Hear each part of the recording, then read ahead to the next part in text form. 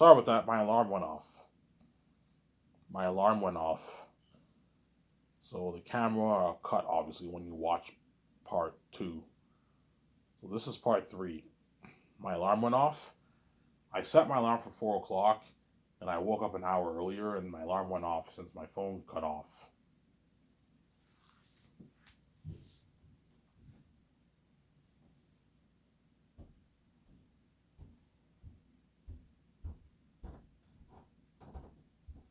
Yeah,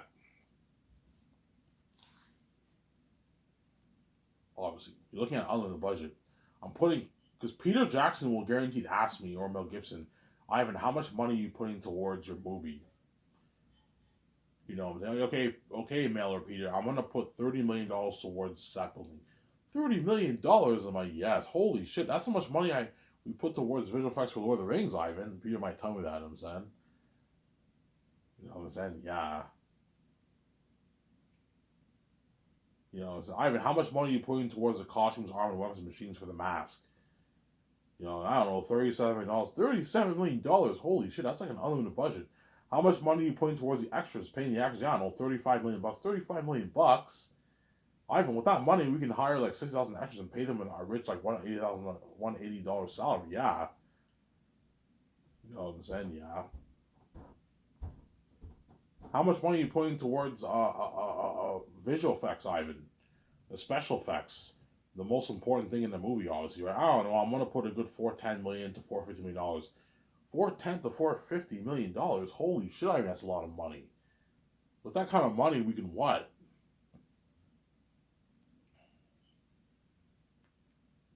We can what?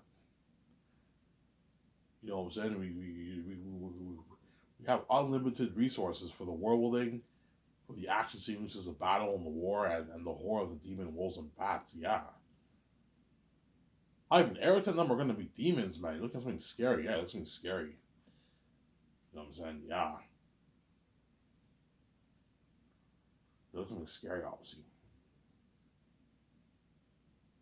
Yeah, I'm only going to make like a 1 hour video today, guys. I might, after this, I might talk for 25 minutes here and I'm going to shut the camera off here. I do not feel like talking.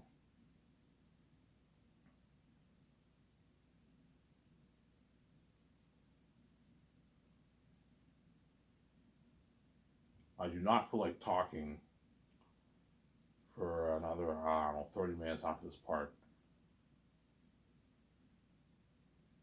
I'm going to shut the camera off here. After 25 minutes, I'm going to shut the camera off here and I'll be done this video. And I'll watch it. And then I'm going to go, after this, I'm going to take a shower and I'm going to go to the store and get my beer and smokes. And I might get Subway today. Maybe a tuna sub at Subway. Today's the last day I can get food because I'm running out of money. I still have a lot of money, but I'm running a bit low, hence I gotta be careful. I'm gonna get Subway one more time today. And the rest of the week, I'll just get smokes, beer and smokes, eat food at home. The way I save money, obviously. Come back, I'll watch Rad Rad. I'll watch Rad Rad.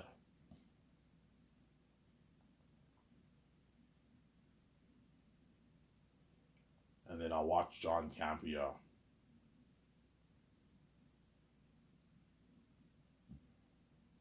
And then I'll watch The Last of Us. I did not see that yet. Last of Us is on its final episode now. The season finale is next week. A really amazing show, Last of Us. A good show, obviously. So let's say if I hire Mel Gibson, I've been talking about Peter for fucking like what, for almost a year now. I started my listening series in March, right? Yeah, I've been talking about Peter like all the time. I think it's about time I talk about Mel Gibson because I might choose him over Peter. I like talking about Peter more because Peter did Lord of the Rings. Hence why I like talking about him. He's a fantasy guy, right? Whereas Mel Gibson didn't do any fantasy movies, but he did Passion of the Christ, he did Apocalypto, and he did Braveheart. And he might have a lot of guys, and I have a lot of good ideas for your story. The South is like I see it as like hell. It's a different realm. The symbolism of hell. It's a different realm. Yeah, the South is like a different realm. It's like it's cursed, and the North is holy.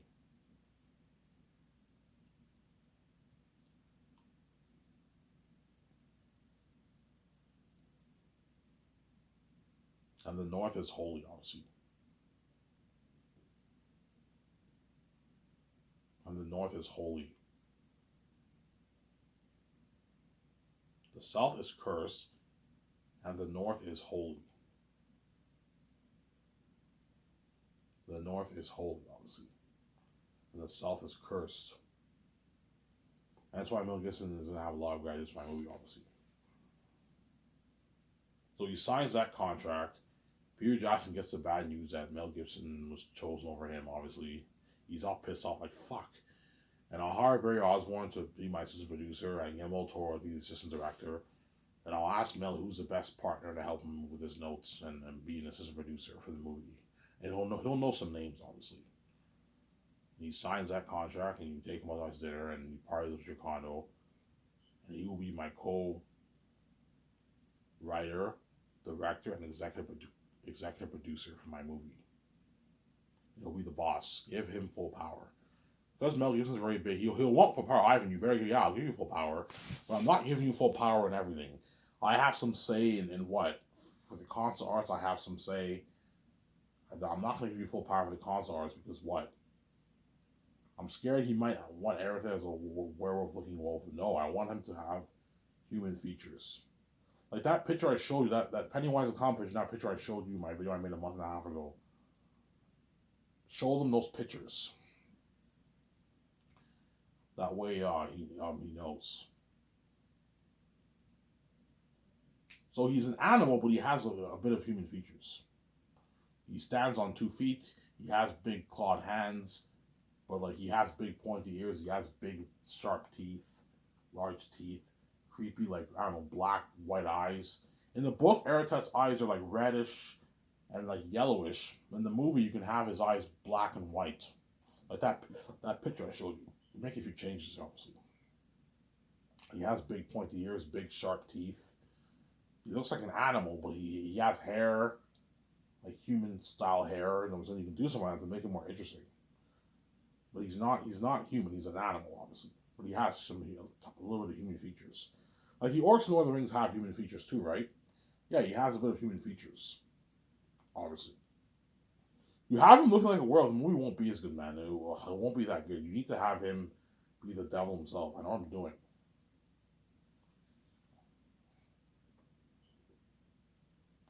You need to have Aratat be the devil himself, obviously. Mel Gibson will help me sign the contracts the first year. The crewmen I'm flying in the first year. Weather workshop, the costume designers and mask designers and people overseeing the actors. Train nutritionists, he'll help me sign all those guys the first year.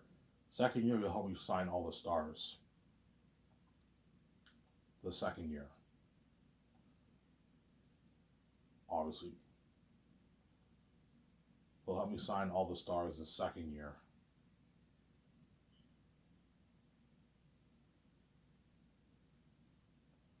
He'll help me sign the stars the second year. He'll take his notes, help me co-write the script, help me with the main business calls, help me region make the calls for the main things for the movie.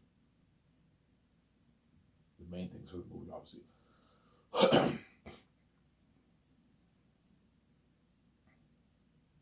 Help me make the main calls for the main things for the movie.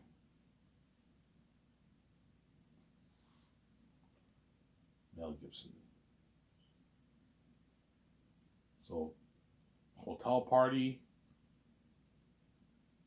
I already mentioned this. Hotel party, the cameras, go for the cameras.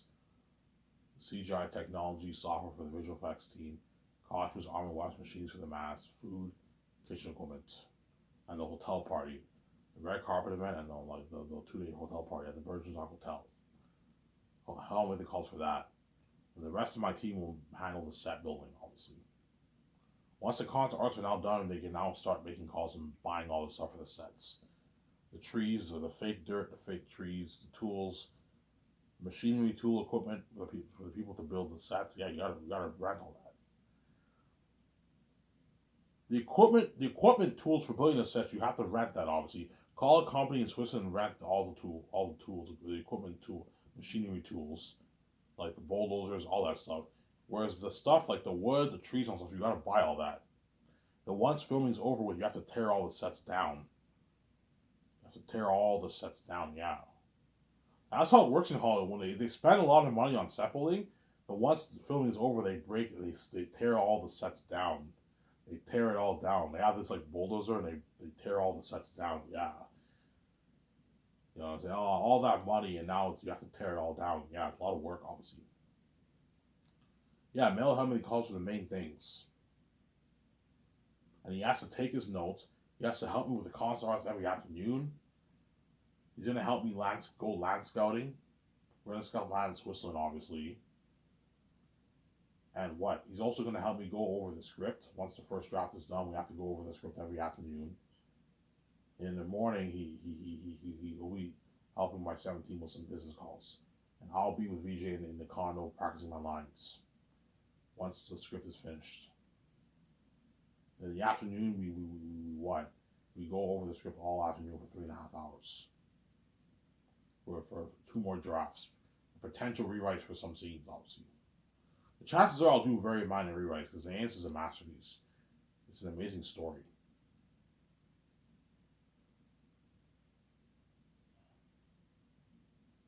It's an amazing story, Samsara.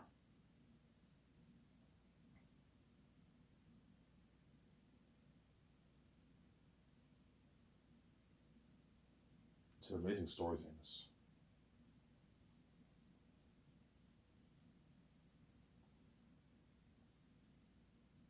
Yeah.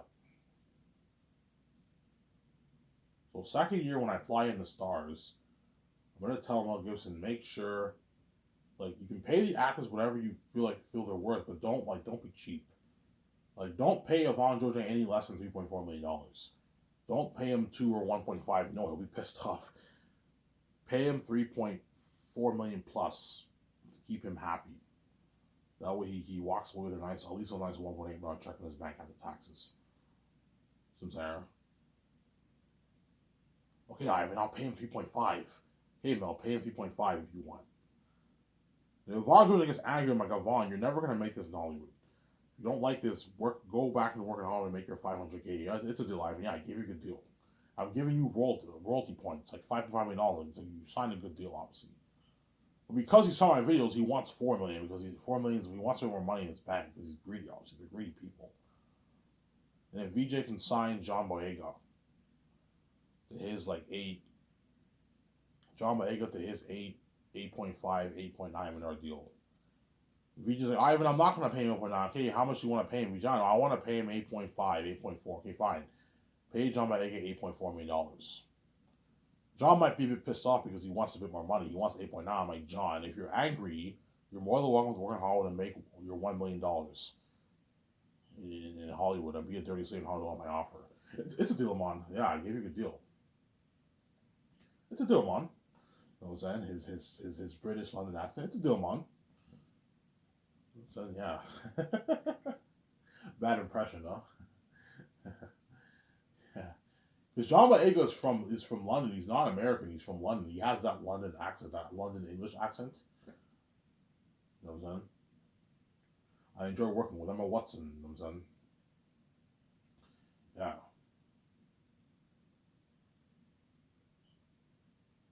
Obviously. Then I signed Lee Mohan Soo. I signed Lee Mohan Soo.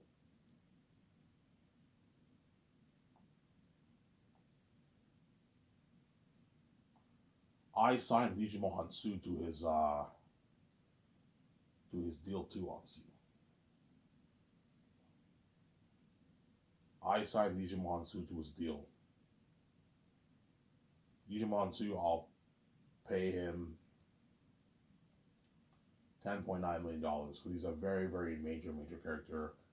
Or I can pay him a bit less. I can pay him 10.5 because you gotta watch out for your budget, man. I need to create room to pay the crewmen, you know what I'm saying, and pay the minor characters too. So you gotta be careful.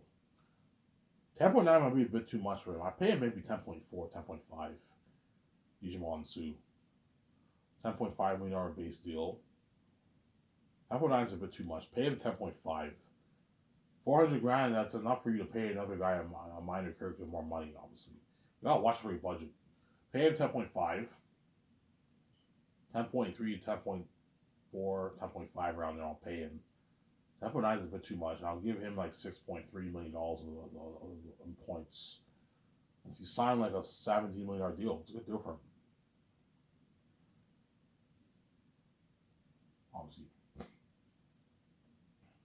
And if Avon George's agent wants like $10 million for the points, I'm like, look, man, Avon George is not even worth my royalties. You think I'm stupid? He's not an ace actor. I'm not going to give him $10 million. He's not worth that. He's ripping me off.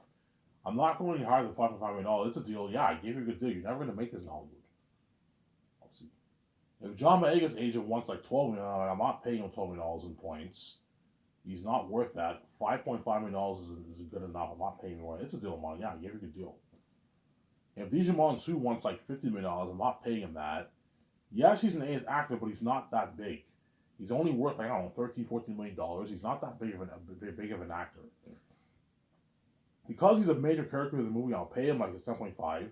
He's not even worth $10.5 million. He's only worth like, I don't know, like $3 million for my fucking movie. But I'm nice to pay him $10.5 million. He's a major character. I want him to work hard for me. I'm nice to give him $6.3 million as the royalties when he's not even worth my royalties. None of these Hollywood actors are worth my royalties. None of them are worth my royalties. None of the Hollywood actors are worth my royalties. I'm sorry. Yeah, and then after that, we signed Karl Urban. You know what I'm saying? Mel can sign Karl Urban. Pay Karl Urban 4.5 mil. His base, $4.5 million base. You're not going any higher than that. You're not going any lower than that. If you want to go a bit lower to pay him, if you want to pay him 4.3, 4.2, pay him 4.2. That's still good enough. He doesn't make that money in Hollywood. For Lord of the Rings, he made like $80K for what? For probably for the two movies he made it. Yeah, for Lord of the Rings, I got shitty money, man. I only made like 80 grand, 100 grand for the two movies for Two Towers. They paid me like 50K for Two Towers and 50K for Return of the King because Hollywood's fucking cheap. Yeah, and he still worked hard. Destroyed the role of Emmer. Don't you imagine how much harder it would work for me if you pay him $4.5 million and you give him $5.5 million in points, royalty points. Because Karl Urban lives in New Zealand, he's gonna make a lot of money, man. $4.5 million in Canadian money is like $6 million in New Zealand money. 6.3, 6.5 million New Zealand money. And $5.5 million is like 7 million New Zealand money. Also, the game deal. Karl Urban was going to walk away like a 7 plus $7.5 million check in his bank after taxes. From all his combined earnings. Like 7.5, even 8 million after taxes, man. He's going to walk away with a fat paycheck. Him and Avon Joji are the luckiest because Avon Joji lives in Canada and he'll walk away with like a $6 million check, $5.5 million check in his bank. And Karl Urban is going to walk away with even more, like 7.5, 8 million in his bank after taxes. They're all going to strike it much richer, yeah. Yeah, man, I made a shitload of money working for Ivan's movie, man. How much? Yeah, I made like $7.5 million after taxes from all my combined earnings and my agent, yeah. Karl Urban will brag off. Yeah, Ivan's company's buried in fucking Hollywood. I had a much better experience working on his movie than I did fucking Lord of the Rings. I was a dirty slave in Lord of the Rings. They paid me shittier money. They fed me shittier food. Whereas Ivan paid me a lot of money and he fed me nice food, gave me nice perks. I loved being a part of all his parties. Yeah. You know what, guys? I'm gonna go upstairs and get a water for myself. I'll be back in a sec. Don't hate me. I'm saying. It's good to know if you don't want to wait.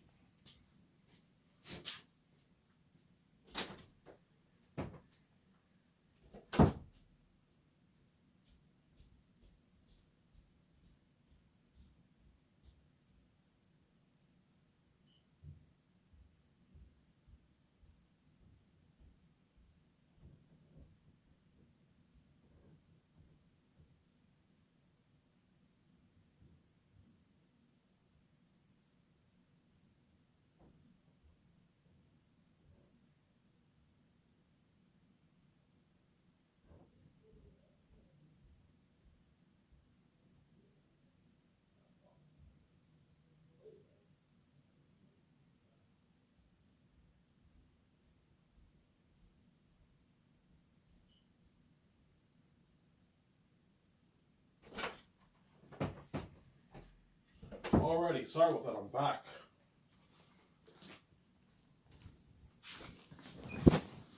I'm back, guys. Shut this camera off soon. Yeah.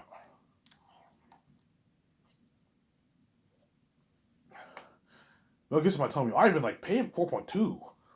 Okay, fine. If you want to pay him 4.2 mil, pay Carl Urban 4.2. That's still more than what he makes in Hollywood.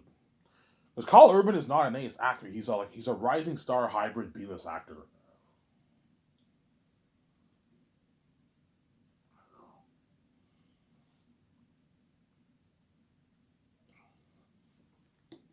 He's a hybrid rising star B-list actor. You look at his movies that he did after Lord of the Rings. He hasn't been doing much big movies. He was in Star Trek, but he was more of a minor character. He did that movie called RoboCop, whatever it is. The movie that flopped back in 2012. I forget what it was called. Something Cop, whatever it is. He had this like machine mask, whatever it was. That movie flopped, and he's doing The Boys. So he's kind of like a rising star hybrid B-list actor. So he's worth like 4.5 million for your movie. Oh. But I don't think Mel Gibson's as cheap as Peter. Mel Gibson, I think Mel Gibson will be all for paying the actors a lot of money. You know, I mean, that's fine. Pay them a lot of money. They really work harder for us. You know, so as Peter, Peter's fucking greedy. He's fucking cheap. You know what I'm saying? I even paid Carl Urban like 700K. That's good enough, Ivan. You know what I'm saying? Because he's greedy, and the rest of the money, give it all to me. You know what I'm saying? Because Peter's greedy. He's greedier than Mel Gibson, obviously. Whereas Mel Gibson, like, Ivan, pay him a lot of money. That's fine. The way they work harder for us. You know what I'm saying? Yeah.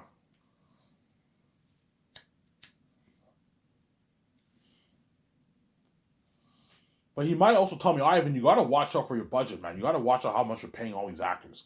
Hence why I might lower their amount a little bit. I might, like, Digimon 2, I'll pay him 10.5. They might have more room to pay more crewmen and you have the minor characters too. They deserve to get paid too.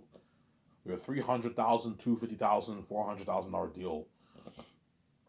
The actor for Lithius and Baramus, I'll pay them like $700,000 to $680,000. $680,000. That's a good paycheck for those guys. But they don't get, and they get their 2,000 euro. They don't get any royalty amount, nothing. Because they're not my major stars, obviously. Sarah. Now once Mel and VJ sign all the stars, we showed them the pictures of the demonic concept art pictures of Eratet and Ephesus and all them. The actors are all spooked. And you take the actors out to a nice dinner.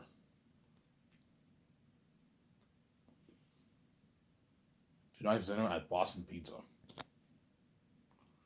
You take the actors out to a nice dinner at Boston Pizza. Pick whatever meal that you want here, but I don't want you wasting my fucking money. You know what I'm saying? You can pick whatever meal you want, but don't get like 2 meals. No, you won't be able to finish 2 meals. Pick one meal that you want to eat, Sarah. I'm mainly gonna get their pizza's really good. I'm gonna change it up. I'll get like their pizza. Some days I'll get their pizza. Some days I'll get their burger and fries. Some days I'll get their chicken nuggets and salad.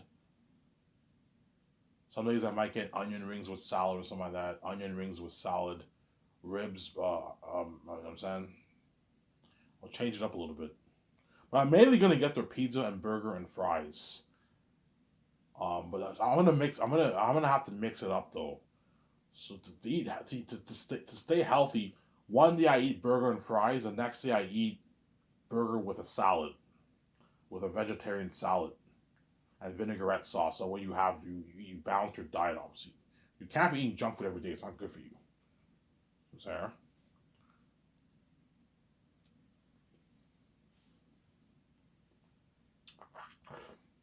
After we eat for a good hour and a half, 2 hours, I will do a party in my condo. A party in my condo I will do for a good 5 hours. And I'll have my team make the call, go to the store, buy like 50, 55 bottles of liquor at the SAQ, all the best brands, and make sure, find a company and get like 21, 22. I'll find a company in Vancouver that sells Cuban cigars. You buy like a bunch of Cuban cigars for the actors. But keep the party clean, man. Don't have dirty shit go on in the party, man. Like Hollywood. Hollywood parties are whack. Their parties are very dirty over there. Ivan, Hollywood parties are dirty, man. Like, it's dirty on a low, yeah. No drugs, no coke, no crack, no meth. You know what I'm saying? No dirty shit going on in the rooms. You know what I'm saying? You know what I'm talking. You know what I'm saying? Just alcohol and Cuban cigars. I'm not gonna have the actors get high because you don't get high for parties. Just alcohol, keep it clean, alcohol, and we smoke Cuban cigars, and everyone just chills and has a good time. The way you keep it clean, you're not dirty, obviously.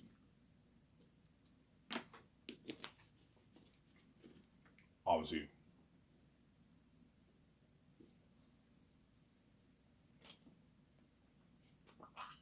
because I'm holy. There's nothing wrong with partying it up, having a time, and keep your parties clean. Don't have it be dirty. No drugs. The moment you have coke and all stuff, the actors will now see you as a dirty businessman. You're doing illegal shit. Yeah, keep your company clean. I don't want to get in trouble with the law, man. Pay your fucking taxes and keep your parties clean. Everyone drinks alcohol. They get pretty drunk. You have a good time. You put music on, and you give each of them a Cuban cigar. Obviously, and we give it cheers. Cheers, guys. We're gonna be movie stars.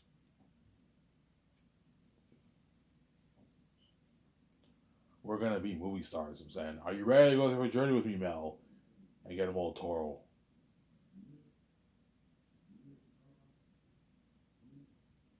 and VJ and all you actors. We're ready, Ivan. My 17. We're ready, Ivan. We give it cheers, and the actors and that's the beginning of the actors' fame and journey of the Xanax project. We're gonna have to experience that buzzing me, my wife, Mel Gibson. Don't hate me, Peter Jackson, because I might choose him over you. You know what I'm saying? Ivan, what the fuck? Look, man, I've been talking about you, Peter, for the past like year. I think it's time I talk about Mel Gibson a little bit. You know what I'm saying? Yeah, because I might choose him over you, Peter. You know what I'm saying? Yeah.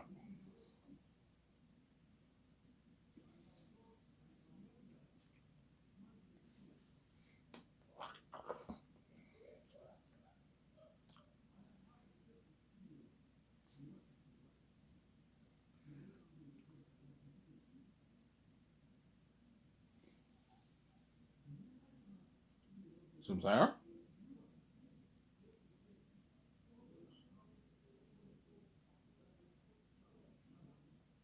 See what I'm saying? I see what you're saying. Yes. Yes. Yes, sire.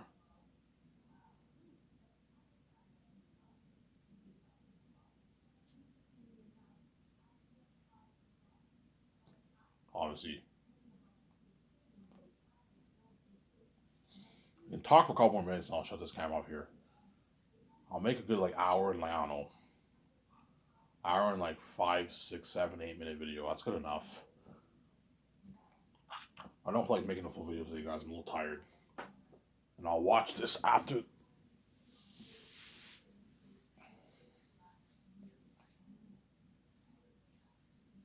Yeah. And that's the beginning of the actor's journey. And then once they're drunk, I'm like, guys, get out of here. Tomorrow I have to wake up and practice my lines. I gotta sign more people. Sign the rest of the actors, and I have to do another. I'm gonna do another part with them, another takeout. Get out of here. I need to go to bed and sleep. I'll probably wake up. Second year, I'll probably wake up around maybe 8, 7 o'clock. I'll wake up a bit later, 7 o'clock, because I no longer have to work in the office. I'll wake up around 7, 7:38. Hey, Luigi, let's set the alarm for 7:30. We wake up at 7:30. We do a nice workout, a nice swim, them son, and we practice our lines all day long till like 3, 4 in the afternoon. Then my team lets me know, okay, okay, Ivan, the actors arrived, and like me and VJ, we get dressed, and we go to the office and we sign the rest of the actors with Mel Gibson. Then we do the takeout with them. We do the party. I'm only gonna sign the stars, the cinematographers, and the visual effects team. I'm not signing the rest of the crewmen. Look, man, you guys have to sign the rest of the crewmen that are coming in. You know, pay them their flat $150,000. However you wanna pay them the third year or fourth year. I recommend you pay them $100K the third year, because that's when we're doing the most work. And then pay them a nice $50,000 the fourth year when production starts. And then supervisors pay them 200, 250, 220,000. That way they have a good paycheck. They can feed their families. Don't go any higher than that, guys. I only have a 410 budget. It's enough to pay the 1,500 crewmen that money, but like, don't be stupid and pay it. Like, if these crewmen want like 200K, I'm like, don't pay them that. 150K, do not go any higher than 150K. 150K, do not go any lower than 150K. Do not go any higher than 150K. That's the standard payment rate for all the crewmen. And if they don't like it, they can work in Hollywood and be dirty slaves and make $30,000. If they don't like it, obviously. I don't know if the crewmen are doing the same because they make shitty money, but you can go back to Hollywood and make your $30,000 you want by offer. Sometimes. So once I sign the actors, cinematographers, and the visual effects team, for the rest of the year, I'll just be practicing my lines all day till the evening. We have to practice. Me and VJ have to practice lines all day long until the 4 o'clock in the evening. Now we're refreshed and prepped. And my two supervisors will let me know once they sign all the crewmen. Then we'll meet up with them for the takeouts. We'll eat out with them. We party up with the rest of the crewmen for like 7 months straight. 5 days a week getting drunk, man. This ain't crazy. Because we are God, we don't have to worry about getting all these diseases. Because we're God, we're the source of life. Don't hate me, you know what I'm saying? We're the source of life, which you guys are not. Hence why I'm going to be very strict with my 17 look, man. You can only party up with me twice a week. Twice a week, you can party up with me. And the rest of the week, I want you spending time with your family. It's important that you spend time with your family. I don't want you, partying up with me 5 days a week. They might have been angry. I want to party up with you. I'm like, no, guys. It's not good for you to get drunk every day, man. It's not good for your liver. It's not good for you. You can get a wound in your stomach. You can get ulcers. You can get alcohol poisoning. You can get liver damage. I'm saying, liver disease. Hence why what? Guys, you guys are not me. You don't have the God you like me and VJ. You can't.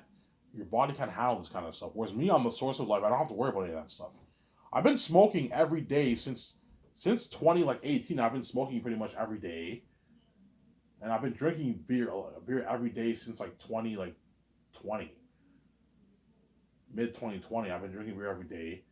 I don't have any heart problems, no liver problems. I'm perfectly fine because I have the God, I'm what the source of life is living in my body. I don't have to worry about any of that stuff. So I'm saying I have a second cup. I have protection, which you guys don't have that. I'm saying. Come on, here.